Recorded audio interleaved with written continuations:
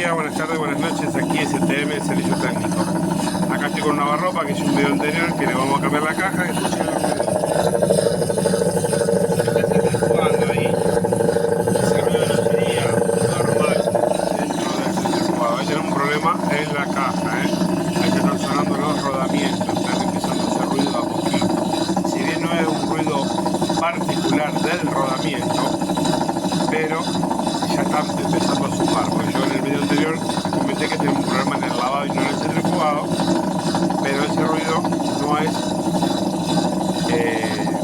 del normal del centrifugado, es como que recién se están empezando a romper los rodamientos, así que ya tenemos un problema en la caja ahí, al margen de que no lavaba.